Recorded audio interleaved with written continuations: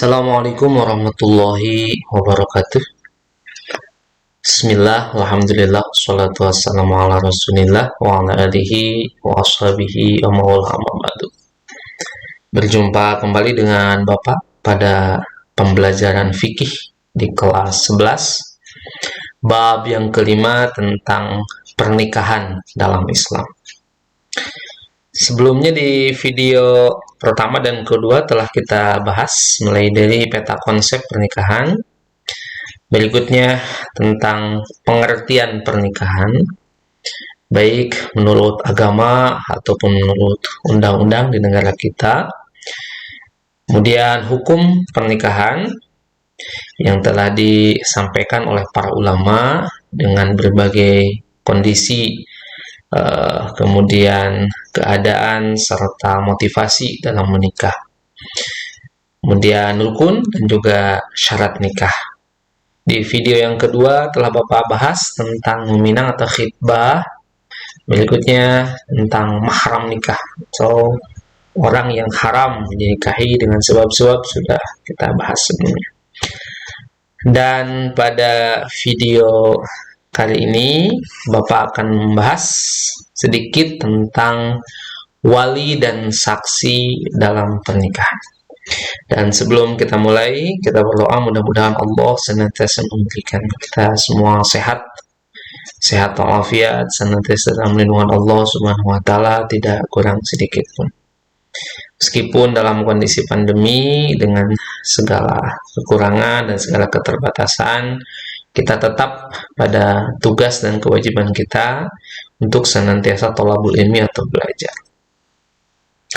Wali dan saksi pernikahan, ya.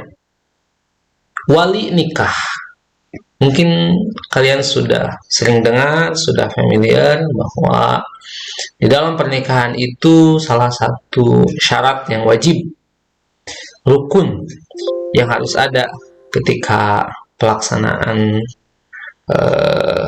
nikah itu adalah wali. Sebentar ya, Bapak ambil dulu casan.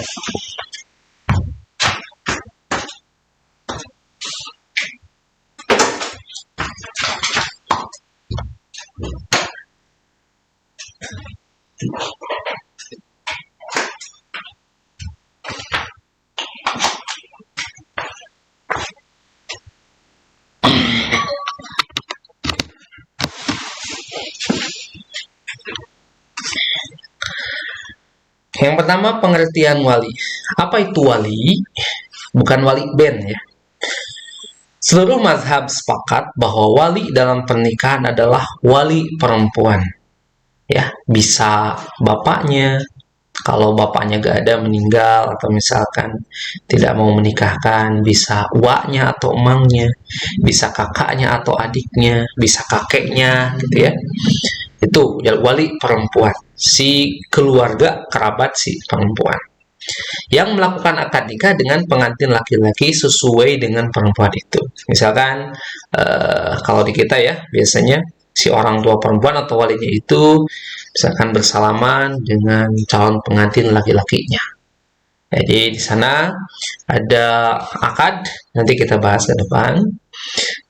Ada ijab qabul di dalamnya antara yang dilakukan oleh si orang tua perempuan itu atau walinya, siapa saja, tidak hanya orang tua. Kalau orang tua gak ada, bisa keluarga yang lain asal masuk ke dalam jajaran tingkatan wali itu dengan si pengantin laki-laki. Artinya di dalam makom tersebut yang wajib itu, yang harus ada itu adalah wali perempuan dan juga pengantin laki-laki. Jadi kalau si pengantin perempuannya gak ada di tempat, apakah di kamar atau di mana, sah-sah saja.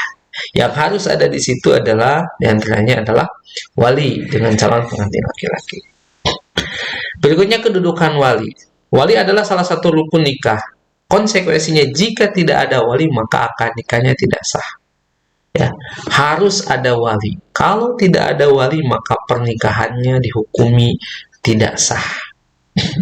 Berikutnya persyaratan wali. Seorang wali yang akan menikahkan perempuan itu, yang pertama harus merdeka, bukan nambah saya. Kalau sekarang sudah tidak ada. Kalau dulu zaman jahiliyah atau zaman Rasulullah, Islam ketika awal-awal memang masih ada perbudakan. Nantinya ada seseorang kaya membeli seorang hamba sahaya, membeli seorang manusia, misalkan baik laki-laki ataupun perempuan, kemudian ia bawa ke rumahnya, ia pekerjakan meskipun dengan tidak dibayar, sah-sah saja kalau itu abid. Nah, abid itu gak bisa menikahkan atau menjadi wali bagi anaknya. Misalkan ketika abid itu sudah punya istri, punya anak, gak bisa menikahkan. Harus merdeka. Ya, kalau misalkan kata Tuhan, kata sayanya, sekarang kamu merdeka, tidak jadi abid lagi, baru bisa menikahkan. Yang kedua berakal, artinya tidak bisa orang gila menjadi wali. Misalkan ada orang tua punya anak perempuan, kemudian perempuan tersebut sudah mau menikah, bapaknya menjadi gila karena stres dengan berbagai permasalahan hidup, misalkan ekonomi. Kalau orang tuanya sudah menjadi gila, maka tidak bisa menikahkan. Maka turun pada tingkatan wali berikutnya, misalkan kepada emangnya atau waknya, berikutnya kepada kakaknya, adiknya, atau mungkin kakeknya. Berikutnya yang ketiga balik, gak bisa menjadi wali itu seorang anak kecil. Misalkan bapaknya sudah meninggal, misalkan emangnya gak punya, dia punya kerabat laki-laki, yakni adik, adiknya masih kecil, gak bisa. Saksi itu harus sudah balik, wali itu harus sudah balik. Yang keempat adalah Islam. Jadi kalau ada orang tua non muslim, misalkan anaknya masuk Islam, si perempuan itu mualaf, bapaknya masih menjadi non muslim atau Kristen misalkan, gak bisa menjadi wali bagi anak perempuannya. Itu ya. Berikutnya macam-macam tingkatan wali. Secara garis besar, wali nikah terbagi dua macam. Pertama wali nasab, kedua wali hakim. Wali nasab adalah wali yang ada hubungan kerabat dengan si perempuan itu.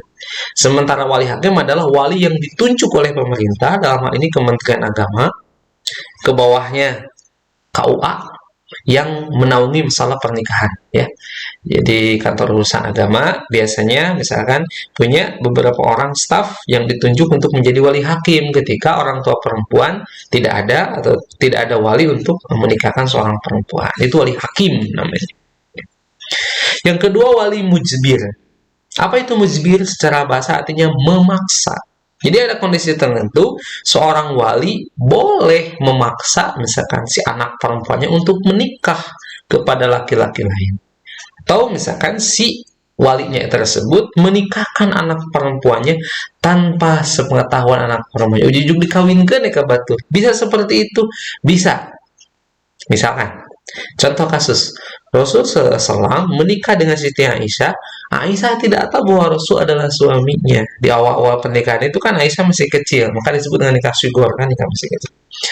Jadi Abu Bakar sebagai wali Aisyah atau sebagai bapak Aisyah menikahkan Aisyah kepada Rasulullah tanpa sepengetahuan Aisyah.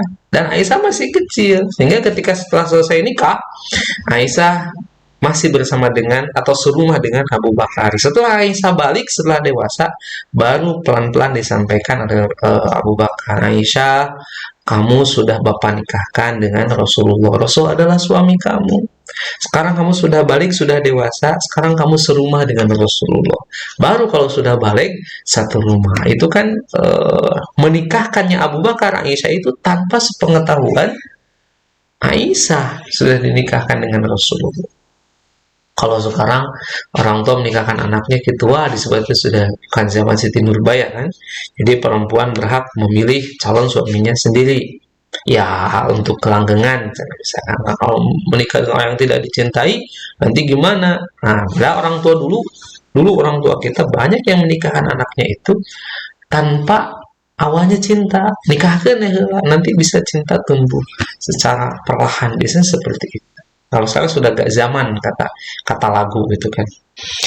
Berikutnya yang ketiga adalah wali hakim. Tadi sudah sampaikan di awal bahwa jika wali perempuan, wali nasabnya, baik itu bapaknya, emangnya, kakaknya, atau adiknya, tidak memenuhi syarat atau tidak mau menikahkan, atau tidak ada sama sekali yang sudah meninggal semua, baru kewalian tersebut pindah kepada wali hakim yang ditunjuk oleh pemerintah untuk menjadi wali hakim, yakni di KUA, Kementerian Agama misalkan, ya, baik di muslim ataupun non muslim jika ada. Yang keempat adalah wali adol. Apa itu wali adol? Artinya enggan. Adol itu artinya enggan, yakni wali yang enggan atau menolak menikahkan perempuan yang di bawah perwaliannya. Gak mau, misalkan saya tidak mau menikahkan karena saya gak setuju dengan calon suaminya misalkan. Jadi ada wali yang seperti itu ya, wali adol namanya. Gimana kalau tidak mau menikahkan walinya? Maka tadi disampaikan di hadis, fa in istajaru fa sultan waliyyu man la waliya. Dalam riwayat Ibnu Hibban, Abu Daud dan Tirmidzi mengatakan, kalau wali-wali itu enggan menikahkan, maka hakim menjadi wali perempuan yang tidak mempunyai wali, gitu ya. Itu mungkin sekilas sedikit tentang pembahasan wali.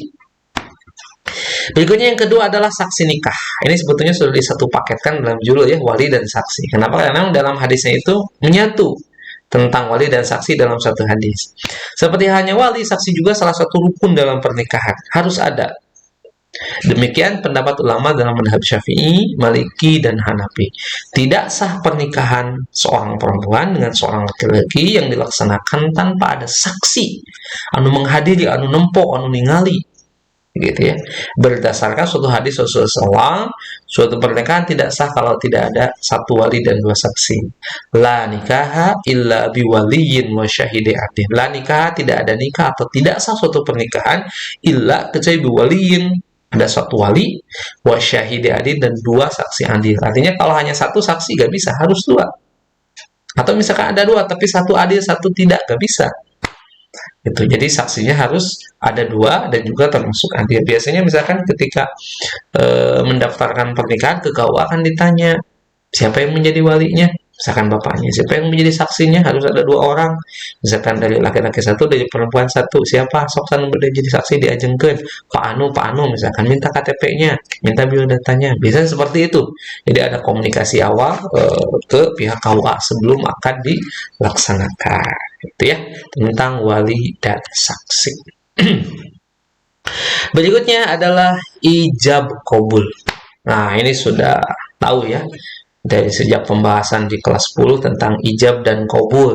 Itu dua kata disatukan, disatu paketkan. Ada ijab, ngeijabkeun, misalkan bisa menyerahkan. Kemudian ada qabul. Qabul itu menerima. Ijab dan qabul. Apa itu ijab qabul? Ijab qabul dalam pernikahan adalah ucapan penyerahan dan penerimaan yang dilakukan wali mempelai perempuan dan mempelai laki-laki. Misalkan ya, si orang tua perempuan menyodorkan tangannya, si calon pengantin laki-laki menyodorkan tangannya, kemudian berpegangan, mulai misalkan ankah tuka wajawaz tuka bibnati Fatimah, misalkan bimahri kada wa kada nakdan, saya nikahkan engkau dengan anak perempuan saya Fatimah dengan mahar emas misalkan 2 kilo nakdan tunai, atau bisa saja dianjuk, bisa.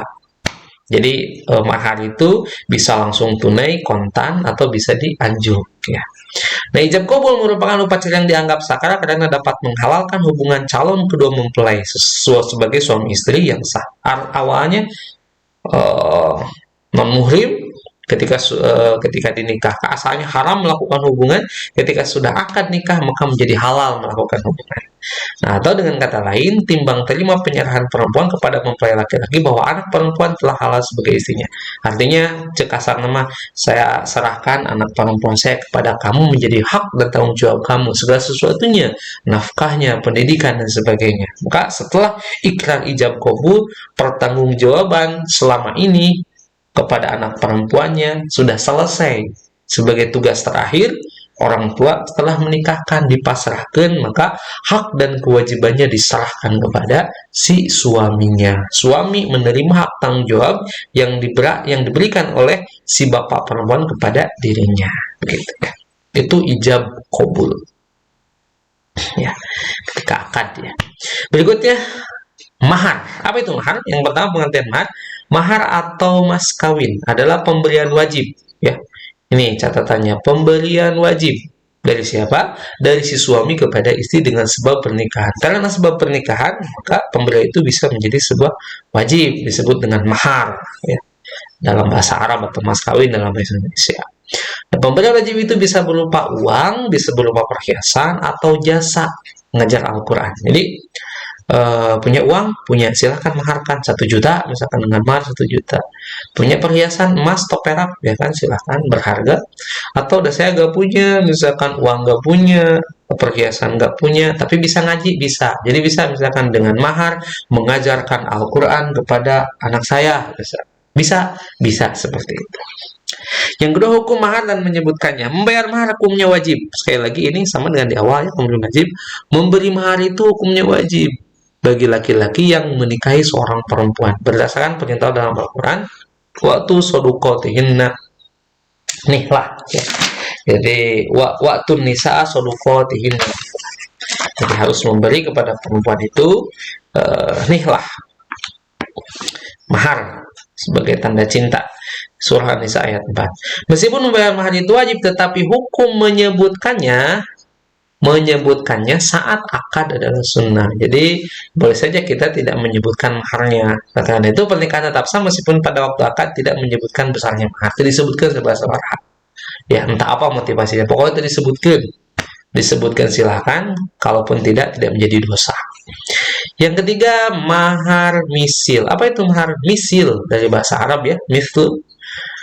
Apabila mahar itu tidak disebutkan ketika waktu akad, maka yang wajib dibayar itu adalah mahar misil. Mahar misil adalah mahar yang besarannya diukur dengan besaran mahar yang diterima saudara perempuan, bibi, atau kerabat perempuan yang lainnya yang lebih dulu. Misalkan, seorang perempuan menikah itu punya kakaknya dulu menikah, mahar nanti misalkan dengan 1 gram emas, maka itu sebagai misil, sebagai umpama, maneh lagi sakit tuh ukurannya sebagai perbandingan gitu ya. Atau misalkan dulu bibinya menikah dengan seorang laki-laki yang menjadi emangnya sekarang misalkan. Sabaraha baheula maharna 2 gram, maka si mahar itu menjadi misil, menjadi perumpamaan bagi dia bahwa mahar dia pun kalau tidak disebutkan adalah segitu. Itu sebagai perbandingannya seperti itu. Itu mahar misil. Yang keempat, pelunasan mahar. Mahar boleh dibayar tunai atau boleh dibayar kemudian atau utang.